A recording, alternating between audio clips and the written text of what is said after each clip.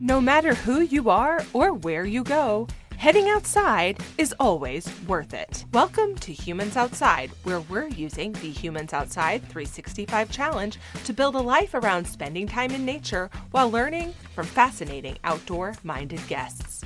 I'm Amy Bouchatz. I've let curiosity be my guide as a journalist for 18 years. But life, including my husband's war injuries, had burnt us out. So we moved sight unseen to Alaska to see if a change of scenery and new focus on outdoors was just the shift we needed. Since September 2017, I've spent at least 20 consecutive minutes outside every single day, no matter what, to explore how nature can change my life. Ready to hear from experts and outdoor lovers who make heading into nature just a part of who they are while we work to do the same? Let's go! The longer I spend going outside every day, the more I realize the quiet power of walking. Yes, walking. That's not going anywhere in a hurry, meandering almost. It's a path through some of the woods on a trail or simply down the street.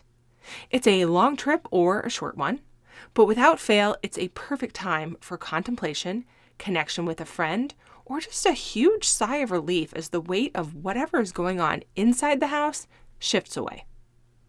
Today's Best of episode is all about walking with therapist Carmen Rendell, a UK-based walking enthusiast who takes her clients and herself outside to see what therapeutic help nature can bring.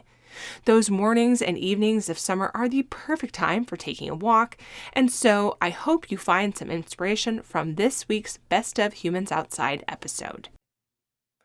When Carmen Rendell became a therapist and founded Soul Hub, she was working to change her path. After 20 years in corporate life working in marketing for big brands in the UK, she realized that none of her work filled her in that meant to be doing this kind of way. So instead, she sought time with shamans, attended the school wizards, and worked on herself. And after it all, founded the company Soul Hub, a place of self-discovery and understanding where she focuses on a practice called walking therapy. Today, Carmen is going to tell us all about walking therapy, her self-connection and reflection, and her journey to understanding in the outdoors. Carmen, welcome to the Humans Outside podcast. Thank you, Amy. Delighted to be here with you. And where are you joining us physically from? I know, we were just saying as we look at the maps and we talk about the outside, I think you have to find the outside in everywhere, right? Because I'm actually in the middle of London. So I'm in the southwest of London, a place called Kew. So probably I can hear the planes fly over from Heathrow Airport. So about 20 minutes from the airport. Awesome. Okay, so we usually start our podcast talking about our favorite outdoor space and just imagining ourselves in our guests' favorite outdoor space as if we were hanging out somewhere outside having a chat. So where are we with you today? I'm actually going to go to Patagonia, so right down into the bottom of South America, partly just because it's so wild. It's the wildest place I've been. So my experience of it has been pretty much kind of rocking me to the ground with the high winds. So I've never felt the force of winds quite like it, where I'm actually been walking along and I remember being there with two friends and actually going, let's go to ground. And we literally dropped to the floor to not be blown off our feet. So it's a real visceral feeling to feel the elements that strongly against you. So that it's always etched in my memory as kind of like a favorite place and a provocative place, right? So let's go to Patagonia. Awesome. I understand the wind concept here in Alaska. We call it big wind, and and it comes off the glacier, which makes it sound exactly as cold as it is. So yeah, I mean, even in Patagonia, I was with a friend actually from Chicago, and I had not experienced it quite like this. I was standing on a rock, sitting on a rock actually, with my camera, taking a picture of the glaciers, and the next minute I was blown off the rock. So with no warning, nothing to try and hold on or anything. That was it, off the rock, and obviously I hadn't planned to know that I was going to fall off. So when I fell off, all she could see is my hand up with the camera. So you could just see a camera hanging in the air, and luckily it was just I was in a bush and not off the edge of the cliff. And no kidding.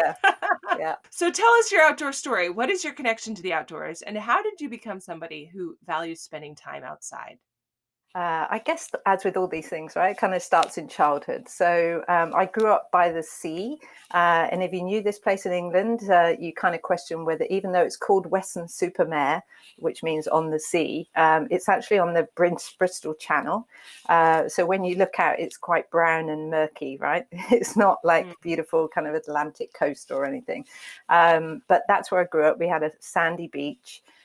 So, I remember cross-country runs during my school where we had to run over the sand dunes and then literally run along the beach to an outdoor swimming pool called the Tropicana and run back. It was about a 16-minute cross-country run.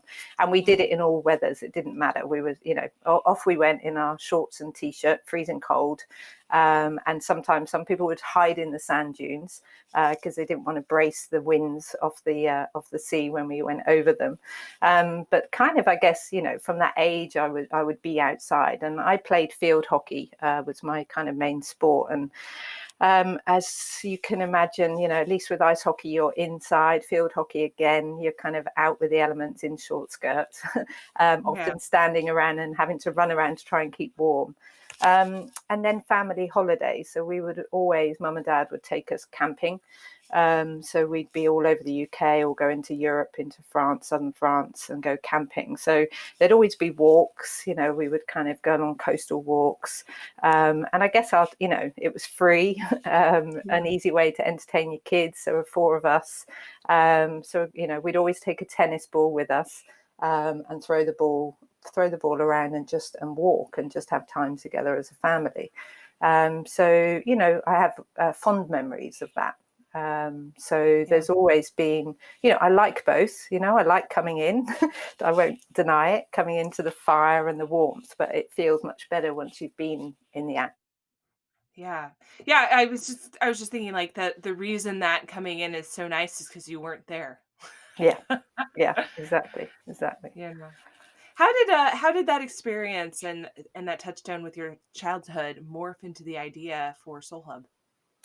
So I guess, following that, I probably then spent 20 years in a box, right? So working, in corporate offices, and my university background was sport. So as I said, kind of field hockey was my thing, but, almost any types of outdoor sports, so tennis and golf. And then kind of when I came to London in my early 20s, I kind of worked in sport, but more than like obviously the back office kind of sponsorship and then advertising space. And I guess, started playing that London living game where you would just literally work and then go home, and then at weekends I would play sport and realize that I wanted more to life than that. So I kind of took off for a year traveling around the world, and for most of that part, hence the story around Patagonia, I kind of went to South America, I went to Indonesia, I went to North America, and everywhere I went I would be kind of craving mostly walking, but that outdoor experience. And, so I went to kind of Colca Canyon in Peru, walked kind of New Zealand and the mountains in southern island of New Zealand. So I'd always kind of be searching it out. And then actually, as I returned from that year of exploration, let's say, I'd kind of looked for the next adventure, which at that time took me onto a sailing boat, which was something I'd never done before. So I had a crash course of 3 weeks of learning how to sail the high seas. And then literally off I went, off to Australia, and sailed from Brisbane in Australia to Qingdao in China.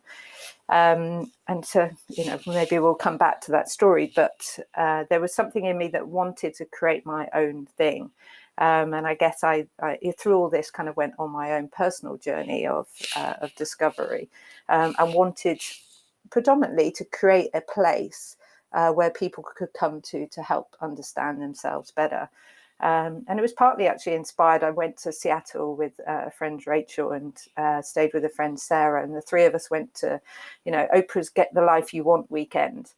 And when exactly, and when you're in a room that's filled with Elizabeth Gilbert spoke and Oprah spoke, and the energy in that space was incredible. And it was just kind of, what do you want to do with your life, Yeah. And I thought, it isn't sitting in an office all day, every day. And so there I knew I wanted to do work that helped other people. And I think that's probably kind of, where the seed started around Soul Hub. And then it's kind of organically grown really from there. And combining, I guess, parts of me over the last 5 years, of which Soul Walk and walking therapy has come into that mix. Okay, before we talk about soul walk and walking therapy, Yeah. I want to go back to sailing because to me this is such an incredible part of your story. First of all, to purposefully get on a boat like that when that you have no experience doing that, and that's such a long commitment, right? That's like that's really brave. All crazy. Yeah. Or okay. Okay, so in retrospect, was it brave or crazy?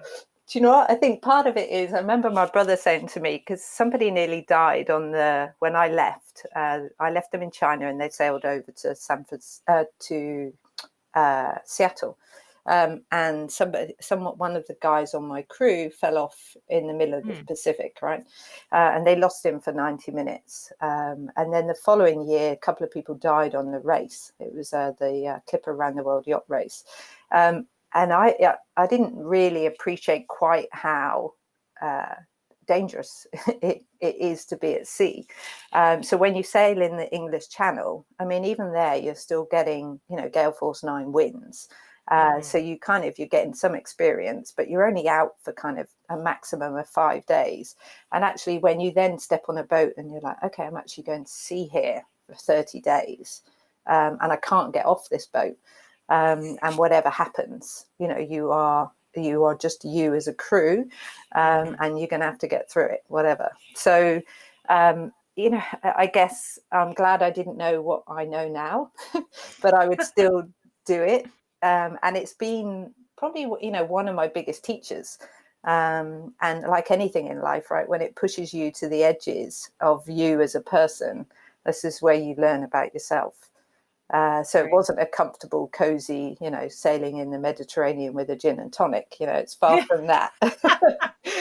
Which is what to be honest, Amy, at the end I was craving. I was counting down the watches going, oh, wouldn't it be nice just being, on the Greek islands or something, rather than freezing cold in the South China Sea where, no opportunity to warm up for days on end.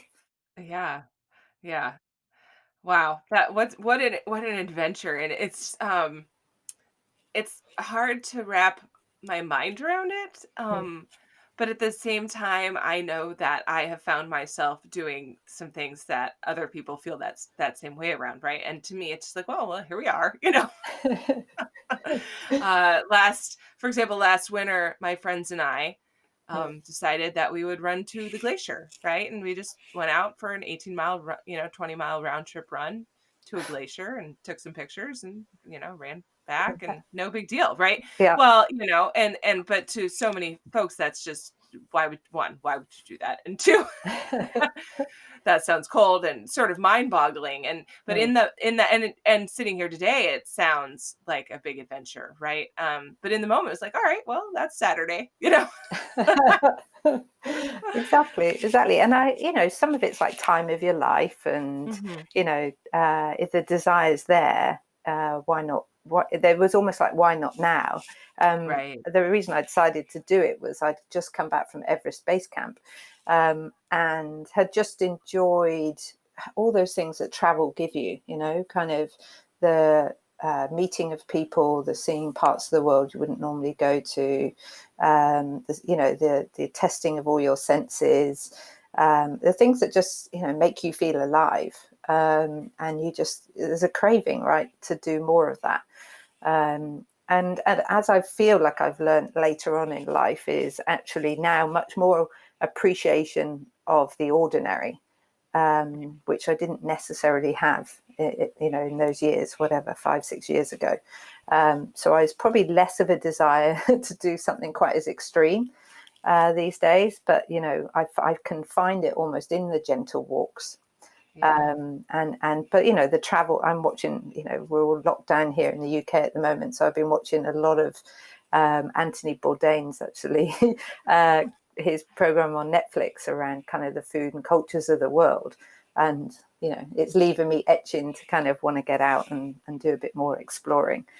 Because, our time on this earth is quite short. Yeah. So I want to pivot to the walks, and to the gentle walks. Talk to me. What is a soul walk? Define that. So a soul walk is a gentle walk in nature with like-minded souls. Sounds nice, doesn't it? Yeah. I think the idea is much more, again, moving away from the extreme. It was actually about the bringing together of people with, less of I don't know if you have the same term, almost like rambling we have here in the UK, where, people kind of want to get from one destination to another, and they're generally hell-bent on getting there. And it's, we're going to hike. Come on, off we go. And it's not about that. It's just about actually, you might not actually even walk that far. So it's the meandering of just literally being outside together, and kind of having the opportunity to either walk on your own quietly or to just speak to somebody that you might not normally come across, and to allow nature to just, for that conversation to kind of gently unfold. So it's much more of a community come together, but in the same way, even when I go out on my own, I still call it a soul walk because it's good for my soul. So it's kind of nourishing in some way for me, just to be out and connected. So that's the essence of it.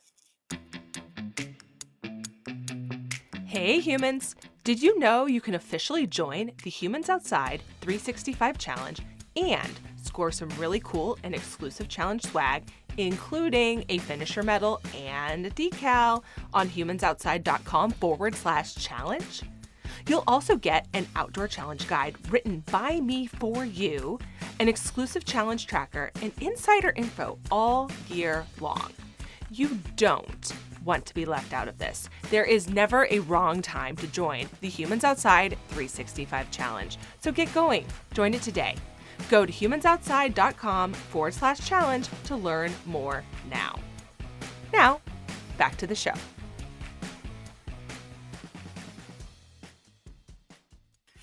In 2020, you plan to walk the coastlines of the British Isles as part of walking therapy in a soul walk. That's, of course, on hold because, all of this nonsense. Tell us about that project, though. Yeah, exactly. So I guess, do you know what? It was kind of instigated. I went to the Edinburgh Fringe Festival with my mum. Had a great 4 days, kind of seeing lots of different acts and creative expressions. And at the end of it, I was trying to get over to a place called Loch Lomond. And I fathomed that I didn't actually have that long to get there. And by the time I got there on like 2 different coaches and a bus and a train and taxi, I would almost be coming back. And I thought, you know what, when's the next time I'm going to come to Scotland to see these places? I thought it would probably be another few more years. And there's so many beautiful places around the British Isles that I've never been to. And I guess a realization, I thought, well, when am I ever going to go to them? When you're normally doing a job and you settle in somewhere, you don't actually get to find some of these places. And it's not quite the same when you just go and visit for a day and have a cup of tea and leave. It's a very different experience to walk slowly through these towns and along, the cliff edges. So I decided that, it changed plans, Amy, a few times. Originally, it was like, I'm going to do it all in one go.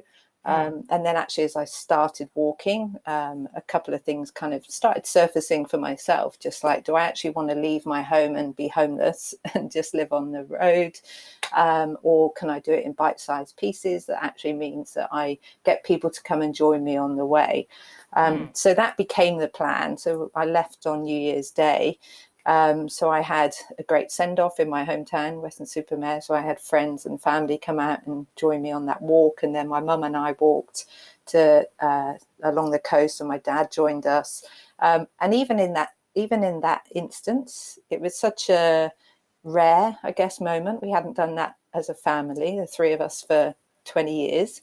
And I thought, do you know what, it's so much more powerful than just almost the destination of walking the British Isles. It's in all of these different moments. So I did a few days, and then we had storms that hit the UK just before the virus arrived.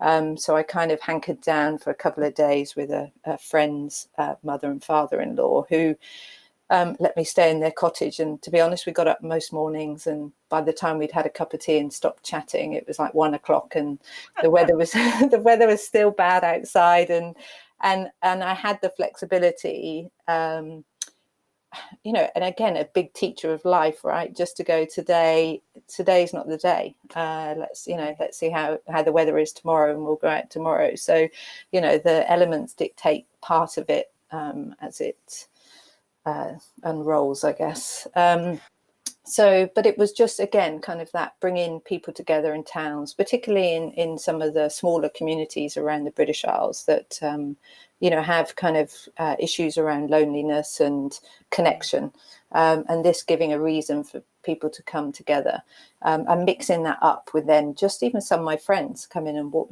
people that I wanted to walk with would come and walk with me. So one day, 2 friends came and joined me for a day's walking.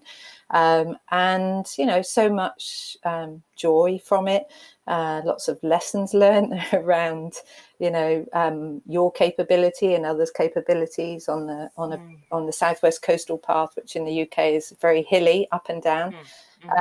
And so again, just like life lessons being learned along the way.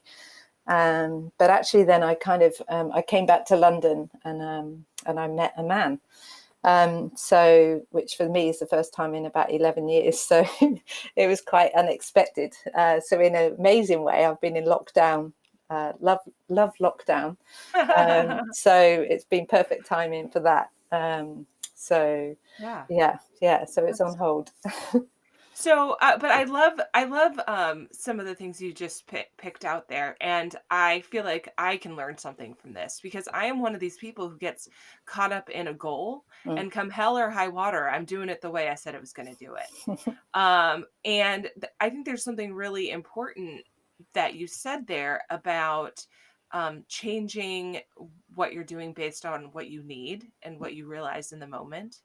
And that, just because you made a plan to do X, Y, and Z does not mean that that's what you have to stick through if that's not what's best for you. And, you're pivoting based off of things you can't control, like the weather and a virus, right? So, when I heard you talk about this on the Tough Girl podcast, that was not your plan, what you just described, right? And it would be really easy, specifically for someone like me who's really very goal oriented, to say, well, I said I was going to do it, so I am.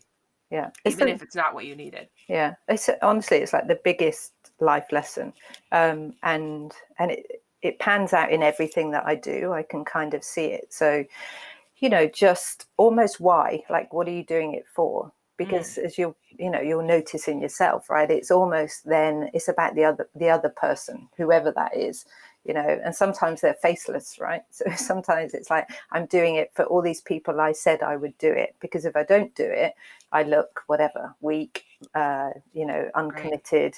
But actually it's the opposite unfolds, I believe. So like when you actually, because it's like if you fill your life with all these things that you want to do, you kind of forget the doing and the experience, and you don't allow the space for something quite special to arrive in and allow that to guide you. So even as simple as being with that, my friend's mum and dad, it's I just suddenly sat there and thought, this time will never come again. And if I'd kept to my plan, I wouldn't have probably even called them to say, can I stay with you? Because I would have been too busy getting on to the next destination. And I thought, well, again, when will this, I'll never have this moment again with these people. So, just cherish it and enjoy it, and then allow the next thing to unfold. And sitting in that real trust space is hard, right? But allowing life to guide you rather than forcing life itself. I think there's a real metaphor there. In the beginning, you talked about being in Patagonia, where we are having our discussion. and and being bowled over by wind, right? And still enjoying that moment, and welcoming those conditions as they come, and how that applies to the rest of your life, and how you tackle challenges and moments and the things that sit down in your lap, as it were. Yeah. Yeah. I guess some of it's like to ask yourself, like, even when you finish your goals, it's like, how does it feel? Excuse me. Do you feel a sense of achievement when you have completed something? And maybe when that disappears, or you're not maybe enjoying it as much as you wanted to, then that's the time to kind of ask yourself, do I need to be so rigid with it? And can I be more flexible? And again, a great metaphor for life, right? Just to allow things in, and things, everything from emotions to work to family, allowing the nuances within life, rather than being so constricted sometimes. So what is walking therapy, and how does that fit into a soul walk? So when I trained, when I got off the boat, I ended up going to wizard school for 2 years. Wait, what is wizard school? Explain that to me. Wizard school it's run by a guy called Andrew Wallace, who is a psychotherapist, but let's say he's much more than that. So he's an eclectic mix of many different therapeutic practices that he's picked over his lifetime. And so we spent 2 years, there were 13 women, 2 years in his old school house just outside of London. And for a weekend each month, we would come together and basically work through our stuff. You didn't necessarily know that's what you were going to do. You thought maybe you were going to learn techniques of how to do therapy. But as with all these things, you obviously have to use somebody's stuff, and it's normally our own. So you go through your own process of therapeutic development. And it was, again, one of the most amazing experiences, because it just strips you right back to you and your authentic self underneath everything else that you hide behind or put out to the world. So you start to really understand, I guess, what your own truth is and who you are, and, the shadow, the dark stuff and the ugly stuff, which actually isn't so ugly. It's just human, and it's just part of you, but, all of you. So over those 2 years, I thought, this is the work I want to do in the world. So I then went back to college and did another 3 years of therapy myself, and qualified then as an integrative therapist. And while I was doing it, I kind of knew, we did a lot of Freudian work. And so the practice that we did would be very structured, sit in a chair, have your tissues, have your clock, and do 50 minutes of therapy. And I kind of understand how useful that can be. And I guess I took parts of it, but thought, actually, I think there's something different here that could be offered, about actually being out in nature, just because I think nature is our biggest teacher, and we are part of nature. So why not allow nature, ourselves to or use nature to evoke emotions and to support our own therapeutic journey. So I didn't know anyone doing it here in the UK at the time, but it just felt something I guess I felt quite easily called to. And I guess, as with all these things, when it flows, it feels like the right thing.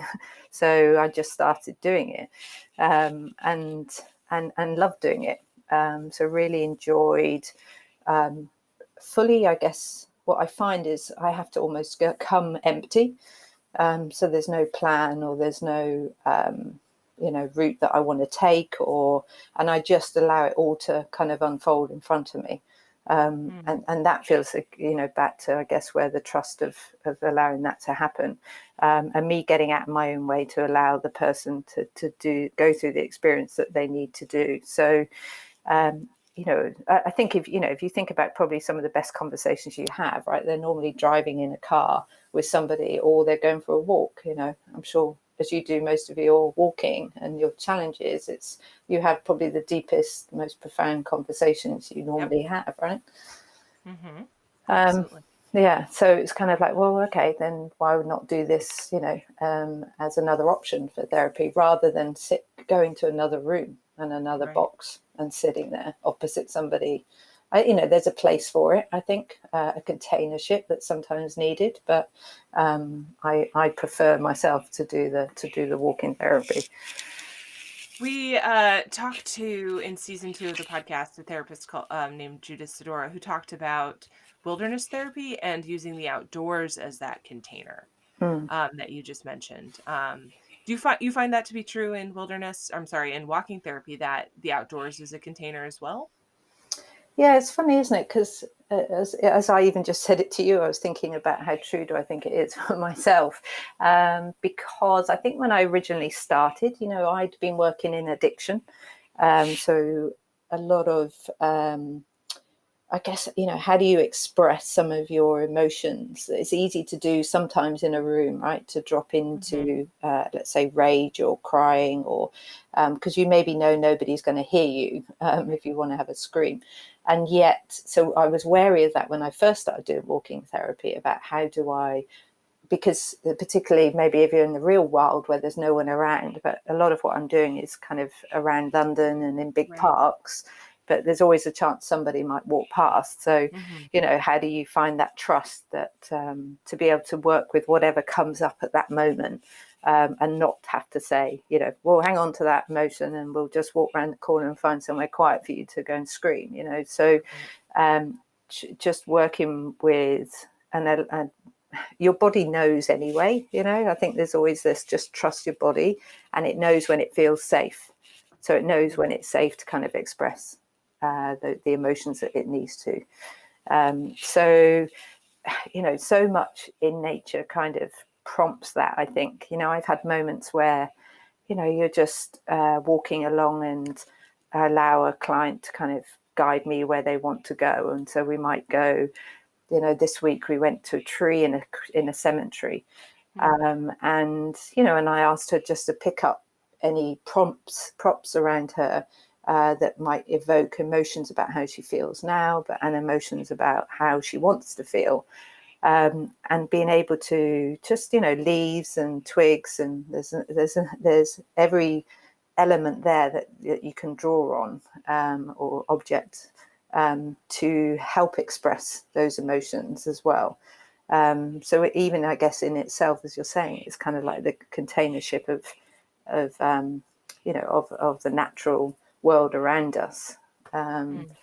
Or as something as simple as, sometimes we've been walking and a horse has gone past and suddenly either dropped its load or taken a pee, and it could be, it's always seemingly timely. So we might just be talking about how someone's taken the piss out of them, or and then suddenly this horse is here and you just bring that into the conversation. What is it Right. about that that's just shown up right in front of you? So there's a real synchronicity about it as well. Yeah. Two things. Yeah. To what extent is the movement of walking therapy a factor in the therapy? Do you know what? I think I've really noticed, it's interesting, my boyfriend Andrew's just shown me a video on Meetup, which I think you have too, Mm-hmm. with a guy actually from the US who's walked across, who is doing walking therapy. And probably even 4 months ago, I hadn't seen much out there at all. And I think, given kind of the global pandemic, people being forced to stay at home and to go and exercise and maybe not commuting to work, suddenly people are really seeing the benefits of walking and cycling, and of actually being out in nature. So I think there's been a real shift in terms of people doing it, but also seeing the benefit to their physical and mental health. So they're having the time to do that as well. I think time has been a huge factor in terms of people, spending so much time at work, or commuting to work, and actually suddenly having some of that time back, and being able to do something that's free, that means they can do it with another person or on their own, and probably reaping the benefits of feeling better. and that it doesn't take long. It can be, get out for 15, 20 minutes, and you already go, oh, okay, that breathing, that sigh of relief, and seeing in your body, oh, I feel a bit calmer. So there must be something to this. So I think, walking is because the ridiculousness is like, we've been doing it for all our lives, clearly, and it seems the most obvious thing, and you wonder why or how we lost our way, with the motor car and with trains and commuting and taking jobs that are, a distance away from where you live, and all of those things have kind of, I think, have distracted us, let's say. Yeah. Okay, so that really leads into my next question, which was, why isn't walking therapy something that when I contact a therapist, it's on the menu, if as it were. Why isn't that a thing? Why don't we hear about this? I don't know whether it's slightly different for you. I think there's an element of fear around it. That's what comes up as you ask me the question. So it's a good question. It's that kind of the regulation. So I didn't actually have to look too far around, but there were a few insurance companies that wouldn't insure me to do it. But there's a couple of things I think that go on. One is like the level of trust for somebody to come and walk with a stranger. On both sides, right? I'm sure for the therapist, how do you know who they are, and can you trust them? And do you feel slightly more exposed by being outside rather than in a vicinity of, either a manager, if you're in an agency, or somebody to call upon if something was to happen. But that kind of, for me, that comes from a place of fear, which isn't necessarily a helpful place to start from. But also, so both sides, but also then things like time, it's easier in a room to kind of go, here's your 1 hour. Whereas I'm generally out walking, I tend to sometimes take a little bit longer with somebody and allow whatever needs to come up to kind of unfold. So I'm a little bit more flexible with that timing. So it might be different for people's, I guess, business models. And I guess maybe to be seen. So I notice that often, which is why Soul Walk leads itself to so nicely, that people can kind of just say, I'm just going to go for a walk with Carmen. They don't need to say they're coming for therapy, and there's still an element of that stigma around being with a therapist. So is somebody going to see me?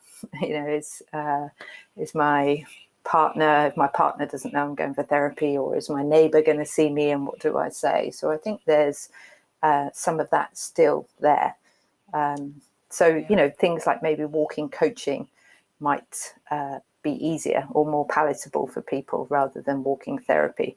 So it's been something I've played with and observed kind of what language I use. And I think partly, going back to your last question, I guess that's why Soul Walk felt an easier way for people to come in, because they're kind of, it's a bit disguised. And then they get there and they go, oh, okay, because it's all interrelated anyway, right? Doesn't matter whether you've come to talk about a job that you don't want to do anymore, or it's you generally have to get underneath it and go, well, what is it about the job that what is it about you, basically? Right. So what advice do you have for people who want to capture that kind of walking therapy, but might not have access to somebody who's trained in this or who's insured for walking therapy, as you just mentioned? Yeah. So many considerations. What advice do you have? I guess, I think there are things, the principles, I guess, of what I do, much of it you can do for yourself, because it's very often going with an intention. And I mean by that, because I know I said I come with nothing, but an intention of, let's say, being slow and going back to what we've been talking about, kind of allowing the nature to guide you. So rather than go, I'm going to go from A to B, how do you show up and just go, I'm just going to actually allow my gut to tell me where to go. And so, for me, what I think where we mostly struggle as humanity is that place of self-trust and therefore, being in, let's say, our authentic selves. So we're kind of guessing what other people want for us rather than what we need in that moment. So the biggest thing about the walking therapy is because you just keep getting reminded by me or the other person to kind of come back to what is it that your gut's saying. So, just to listen to it and be quiet. So maybe it's not taking your phone with you or not having a conversation with, somebody or listening to a podcast, but actually to go in silence. And have no intention of where you're going to go, just allow the path to kind of unfold. And if you want to go and sit on a bench, go and sit on a bench, to try and slow yourself down. Because in the slowness is where the emotions appear. And if we're too busy rushing to get from somewhere to somewhere, there's no space, or, emotion gets shut down and suppressed quite quickly.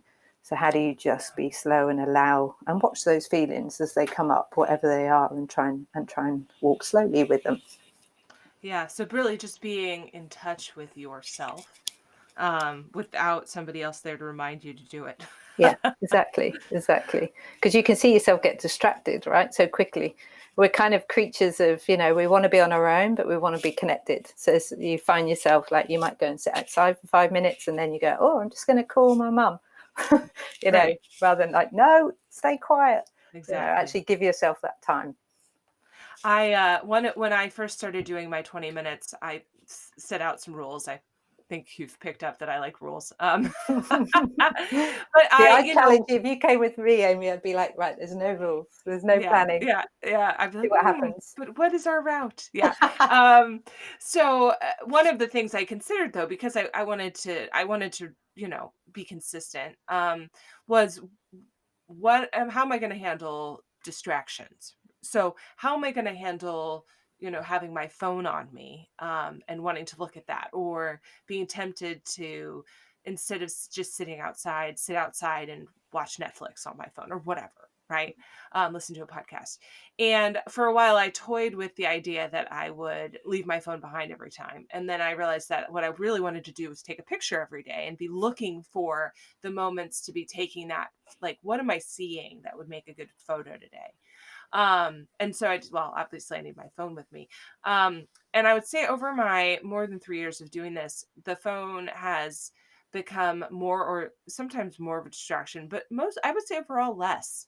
But it is hard to not do it. And when I find myself distracted by my phone, I've learned to, okay, yeah, this is not the most beneficial time outside. It's time to put it away. Another, I guess, nice thing about living where it's very cold outside is that your phone dies. So, so I have to actually keep it in. I have to keep it next to my body to keep it warm so that I can take that picture.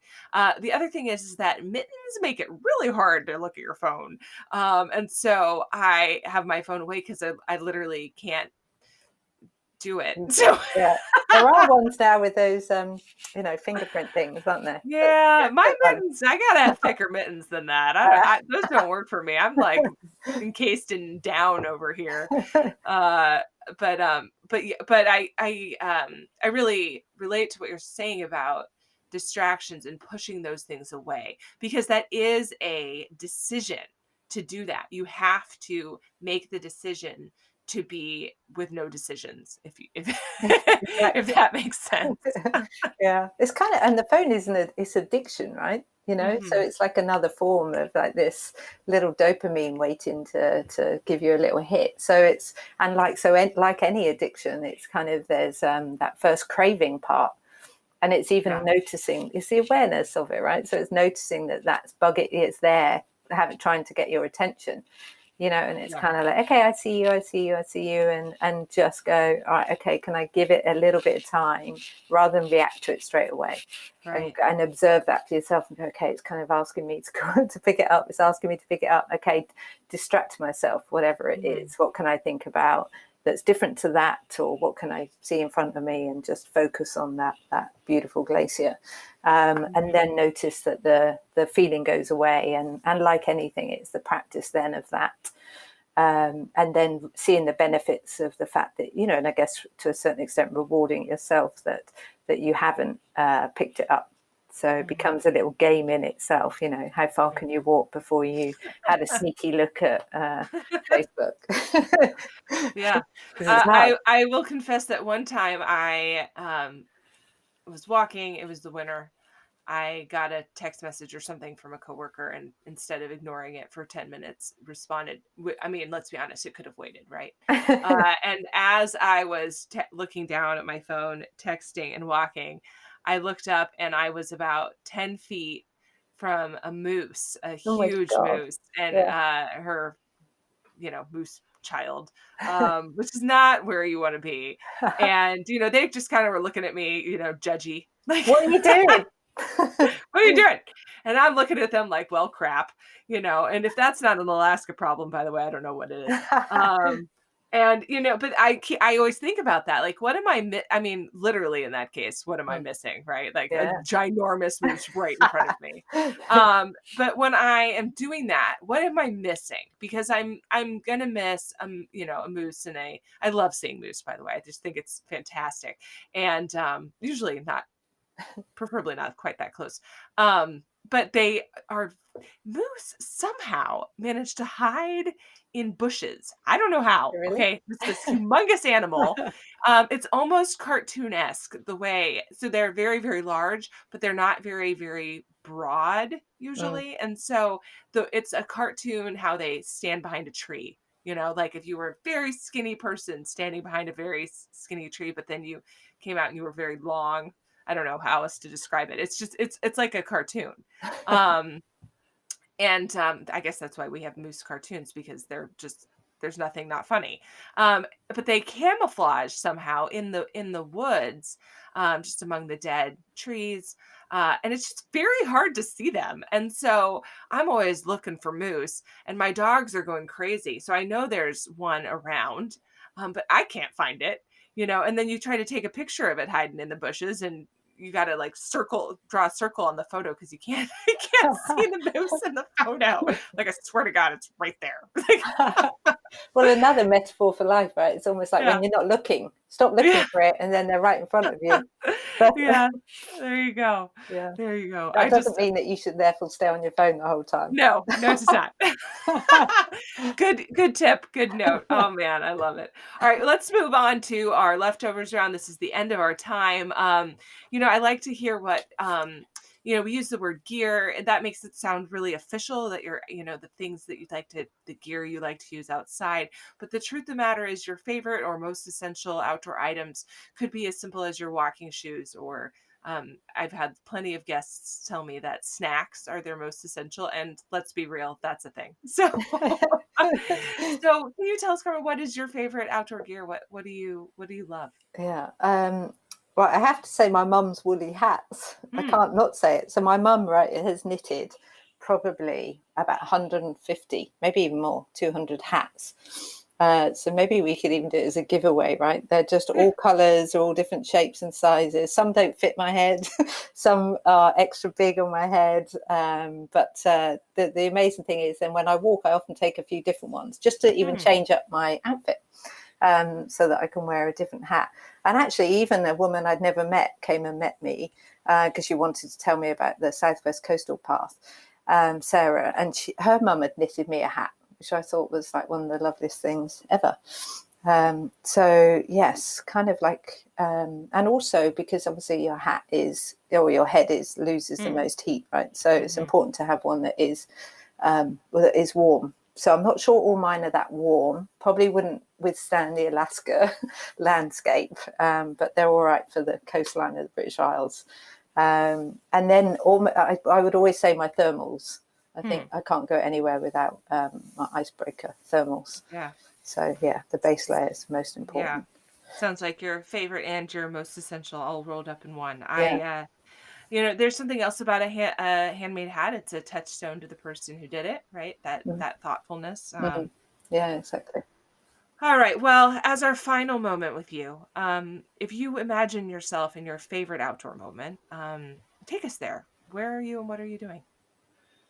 Ooh.